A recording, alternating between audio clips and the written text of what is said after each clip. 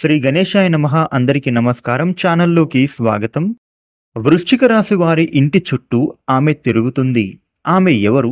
అసలు ఎందుకు తిరుగుతుంది? అయితే అసలు ఏం జరగబోతూ ఉంది? మీకు జరగబోయేది వింటే కాళ్ళు చేతులు వణికిపోతాయి.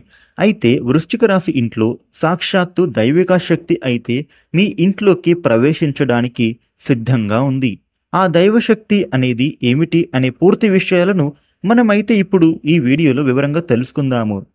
అయితే ఈ వీడియోని మీరు చూసే ముందు ఒక లైక్ కొట్టి జై హనుమాన్ అని కామెంట్ చేయండి. సాక్షాత్తు ఒక దైవిక శక్తి అనేది ఈ వృశ్చిక రాశి ఇంటి చుట్టూ తిరుగుతుంది. మీ ఇంట్లోకి ప్రవేశించడానికి సిద్ధంగా ఉంది. ఆ దేవతా శక్తి అనేది మీకు కరుణా కటాక్షాలను అయితే ప్రసాదించబోతుంది. లేదా ఇప్పటికే ఆ శక్తి ఆశీర్వాదం మీకు అయితే తోడుగా ఉంది. ఇక మీ ఇంట్లోకి ఆ దేవత ప్రవేశం ఒక్కటే ఆగిపోయింది. అంటే ఎప్పటి నుంచో ఆ దైవశక్తి అనేది మీ చుట్టూ తిరుగుతూ ఉంది. ఆ దైవశక్తి ఎప్పుడెప్పుడు మీ ఇంట్లోకి ప్రవేశిద్దామా అని, ఎప్పుడు మీరు ఆహ్వానం ఇస్తారా అని అయితే ఎదురు చూస్తూ ఉంది. మిమ్మల్ని చల్లగా చూడటానికి ఆ శక్తి అయితే మీ చుట్టూ తిరుగుతుంది. ఈ 2025 మే నెల 30వ తేదీ నుండి కూడా మీ ఇంట్లోకి ప్రవేశించడానికి సిద్ధంగా ఉంది. అలాగే మీకు ప్రతి సంకేతాన్ని అయితే తెలియజేస్తుంది.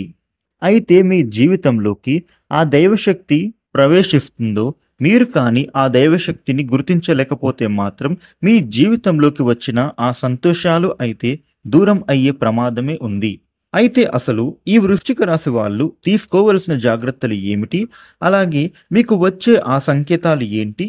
ఆ దైవశక్తి మీ ఇంట్లోకి ప్రవేశించే ముందు మీకు వచ్చే సంకేతాలు ఎలా ఉంటాయి అనేవి ఈ వీడియోలో పూర్తి వివరంగా తెలుసుకుందాం.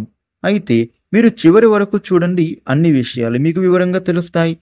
వృశ్చిక రాశి వారికి రాబోయే రోజుల్లో మీకు ఎంతో మంచి అనేదే జరగబోతోంది. ఎందుకు అని అంటే సాక్షాత్తు మీ చుట్టుప్రక్కల ఆ దైవశక్తి అయితే తిరుగుతూ ఉంది. కాబట్టి మీకు వచ్చే ఏ ఆపద అయినా కూడా, ఏ ముప్పు అయినా కానీ ఆమె పోరాడుతుంది. దాని తర్వాతనే మీకు మీ జీవితంలో మంచి అనేది అయితే జరగబోతోంది. ఇప్పటిదాకా మీరు పడిన కష్టాలు అయితే చాలు. ఎందుకు ఇలా అంటే మీరు ఇప్పటి వరకు పడిన కష్టాలకు అయితే ఆ దైవం చెక్ పెట్టేస్తుంది. ఆ దైవశక్తి అయితే అసలు మీ ఇంట్లోకి ఏ విధంగా ప్రవేశించబోతూ ఉంది, అసలు ప్రవేశించిందా లేదా అనే విషయాలను అయితే ఇప్పుడు డీటెయిల్డ్గా తెలుసుకుందాం. ఈ వృశ్చిక రాశి వారికి ఆ దైవశక్తి ప్రవేశించే ముందు కొన్ని సంకేతాలు అయితే తెలుస్తాయి. అయితే ఇంతకు ఆ సంకేతాలు ఏమిటి అంటే గనుక, మీరు కొంతమంది మధ్యలో ఉన్నప్పుడు, మాట్లాడుతూ ఉన్నప్పుడు వారు మాట్లాడేది అయితే అస్సలు ఇష్టపడరు. వారు మాట్లాడేది కూడా మీకు ఏమాత్రం కూడా ఇంట్రెస్ట్ అనేది అనిపించదు. మీకు ఎంతసేపటికి కూడా సేవా భావన అనేది, దైవం మీద ఆరాధన అనేది, భగవంతుడి కోసమే ఆలోచించడం, దైవాన్ని ఆరాధించడం, అదేవిధంగా ఒంటరిగా ఉంటూ ప్రశాంతంగా ఉంటూ మెడిటేషన్ చేసుకోవడం, మీకు అక్కడే పీస్ ఆఫ్ మైండ్తో ఉండటం ఎక్కువగా మీకు అయితే ఇంట్రెస్ట్ అయితే చూపిస్తారు. మీకు అక్కడే అర్థమైందిగా ఏంటి అని అంటే, మానవుడు డబ్బుపైనే ఎక్కువగా ఆశ, అలాగే దురాలోచన కలుగుతూ ఉంటాయి. అంటే మనిషి తాను ఎక్కువగా నేను ఇది ఎలా పొందాలి, దాన్ని పొందడం కోసం ఏం చెయ్యాలి, ఏం చేస్తే అది నాకు దక్కుతుంది, నా గమ్యం ఎలా సాగుతుంది అని చెప్పి తన మెదడుకి అలాగే తన మనస్సుకి అయితే పరిగెత్తిస్తూ ఉంటాడు. కానీ వీటన్నిటి మీద అతనికి ఎప్పుడైతే ఇంట్రెస్ట్ అనేది తొలగిపోతుందో, అలాగే తన మనస్సుని ఎప్పుడైతే పరిగెత్తించడం ఆపేస్తాడో అప్పుడే అతను అవన్నీ కూడా పొందటానికి అర్హుడవుతాడు. మంచి మార్గంలో ఎప్పుడైతే నడుస్తాడో ఆ సమయంలోనే మనిషికి తను కావలసినవన్నీ కూడా ఎక్కువగా దొరుకుతూ ఉంటాయి, తన చేతికి అందుతూ ఉంటాయి. కాబట్టి మీకు ఇటువంటి సంకేతాలు అయితే తెలుస్తూ ఉంటాయి. ఇక మరో సంకేతం ఏంటంటే గనుక, మీరు పడుకున్నప్పుడు సడన్గా మెలకువ రావడం, అంటే అది కూడా కేవలం బ్రహ్మముహూర్తంలోనే మెలకువ రావడం. అంటే ఈ సమయంలో తెల్లవారుజామున బ్రహ్మముహూర్తంలో మెలకువ వచ్చింది అంటే గనుక ఆ దైవానుగ్రహం అనేది మీ పైన ఉంది. ఇక అలాగే మీకు చెడు మాటలు అనేది అస్సలు అనకుండా ఉండటం, అలాగే వేరే వాళ్ళ గురించి కూడా మీరు అయితే చెడుగా మాట్లాడటకుండా ఉండటం. ఇక ఎక్కడైనా చెడు జరుగుతూ ఉన్నా గానీ, అన్యాయం జరుగుతూ ఉన్నా గానీ మీకైతే సహించలేనంత కోపం వస్తుంది. ఇక మరో సంకేతం ఏంటంటే గనుక, మీ మనస్సు ఉన్నట్టుండి ఒక్కసారిగా ఆధ్యాత్మికం వైపు మల్లుతుంది. అంటే మీ మనస్సు అయితే ఆధ్యాత్మికం దేవుడి పైనే ఉంటుంది.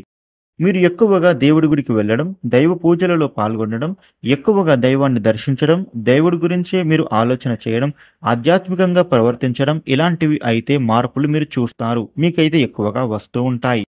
ఇక ఇటువంటి సంకేతాలు అయితే మీకు మొదలయ్యాయి అంటే మీరు అప్పుడు అర్థం చేసుకోండి. ఆ దైవశక్తి అయితే మీ చుట్టూ తిరుగుతూ ఉంది. మీ ఇంట్లోకి అయితే ప్రవేశించడానికి సిద్ధంగా ఉంది అని. ఇక అక్కడి నుంచి మీకు అయితే ఎలాంటి కష్టాలు అనేవి ఉండవు.